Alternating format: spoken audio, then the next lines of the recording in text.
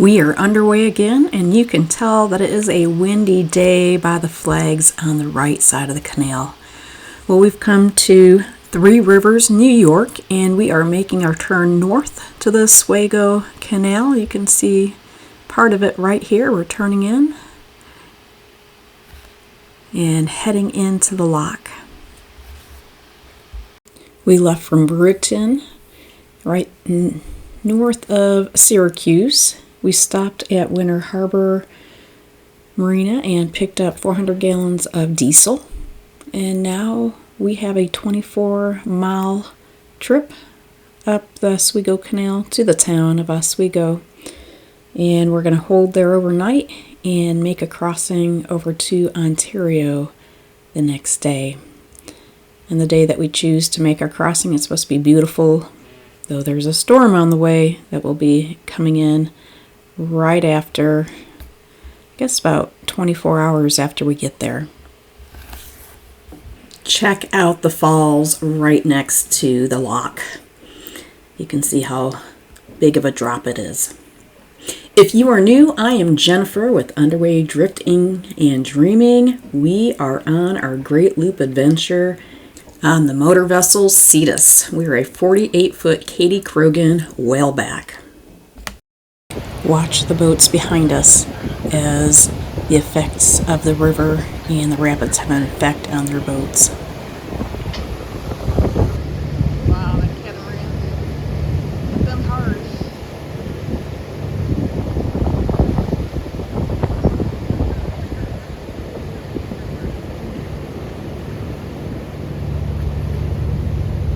What's the next one? Big one? Is that a North Harbor?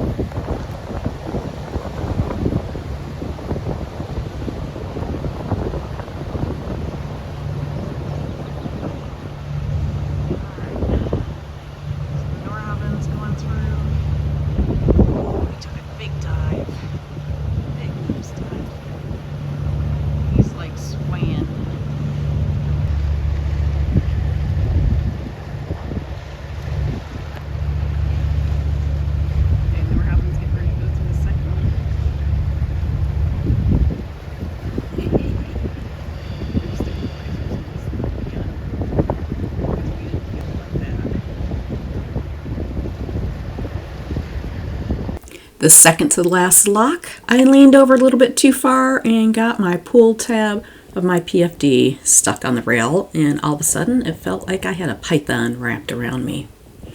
Here we are at the last lock of the Oswego Canal. We are just watching today. We see the boat coming into the lock. We have somebody up on the bow. She will go ahead and get ready to grab the line, to wrap her line around it and bring it back to the boat. So the gates are closing, and once those gates close, they'll go ahead and start lowering the water. This boat decided to move on because there was not one spot along the wall. We took the very last spot, and so they're going to go ahead and they're going to sit between the lock and Lake Ontario. They do find a spot to moor. So the water is lowering. You can see it going down. And in front of the lock, you can see the water being pushed up. There's Lake Ontario. There's a boat out here waiting to come back up. They were looking for a place to moor. But that water, when you're going down, that water is rushing out the other side of the lock. Sometimes they push it. The exit for the flooding is on the dam side, but this is right here at the lock. And don't worry about the bridge because the boat's going to be lower. It's going to be at that water level. You don't have to worry about hitting it.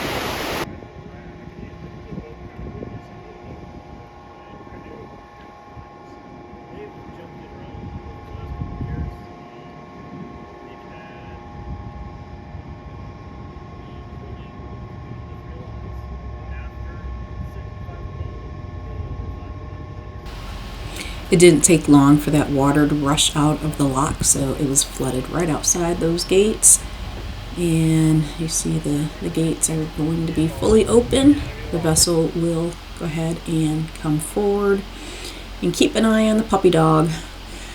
All these puppy dogs on the boats. They never want to be apart from their owners. Cute little dog. There is a marina in Oswego, but it is full for transients. There was no room. This vessel did find a spot on the wall. So Jim and I walked up to the fort in Oswego, looking over the bay, and then we walked downtown and had dinner. So we had about a 6-mile walk, which was great to be off the boat, to get a little bit of exercise in. And later the evening, it was just a beautiful night. You could hear the rapids next to us and the lights. And tomorrow we'll be heading across Lake Ontario.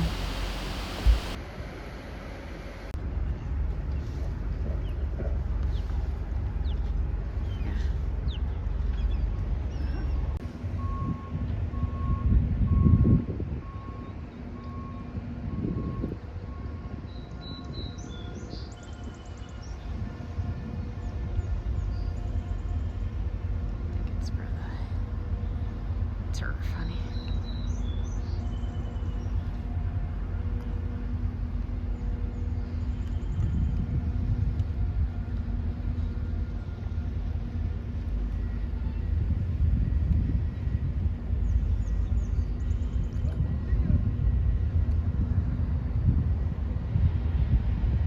That's a good business to have. Jim and I were talking about where the Coast Guard station was located at. It was supposed to be up on the hill, but I did not see it.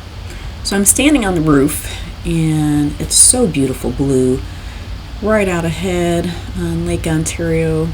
There are 16 boats making the crossing, and you can leave from Oswego and go to Clayton, which most of the boats did. I think 3 boats, including us, went to Kingston, or you can cross, so you can go into the Trenton, into the Trent Severn waterway, or you can make that hard left-hand turn and head down to Lake Erie. So you can go from Lake Ontario to Lake Erie. I'm not sure of the connections there, but there's 4 different routes.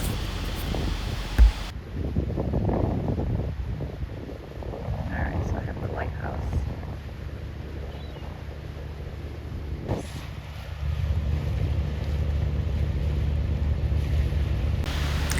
The lake crossing was amazing. It wasn't flat calm, but it was nice to be back out on open water, seeing tanker ships going down the St. Lawrence.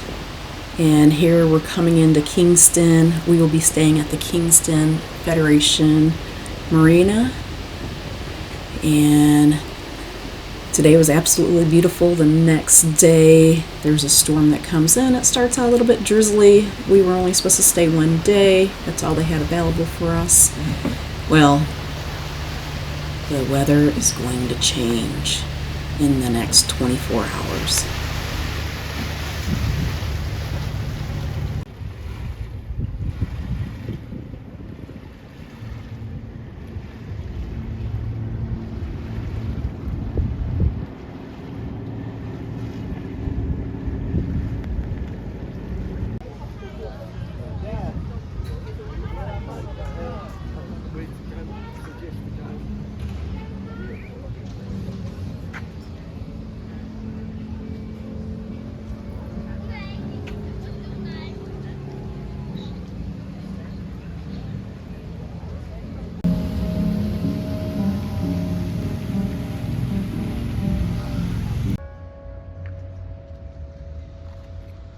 Jim and I, we took our evening walk, and you can see the clouds are coming in.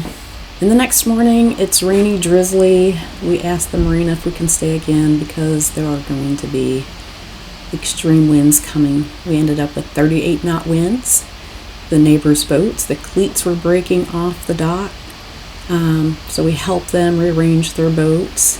And as soon as we got done rearranging, the pin on the end of our dock broke, which meant that we were pulling were held on by one pin. Of course, there's anchors, but if we would have took that dock, we would have took all those boats with us. It was where the black and yellow line was. We lost our Wi-Fi antenna, which meant no more internet. And we had 6 dock hands and all the boat neighbors. We kept 2 lines on the boat and we moved our boat back. So very thankful. The next morning it was a little foggy, but a perfect time to get back underway to head to Trenton, and just in time for Canada Day. So thanks for watching. Keep on watching. We'll be making more as we head along our Great Loop adventure.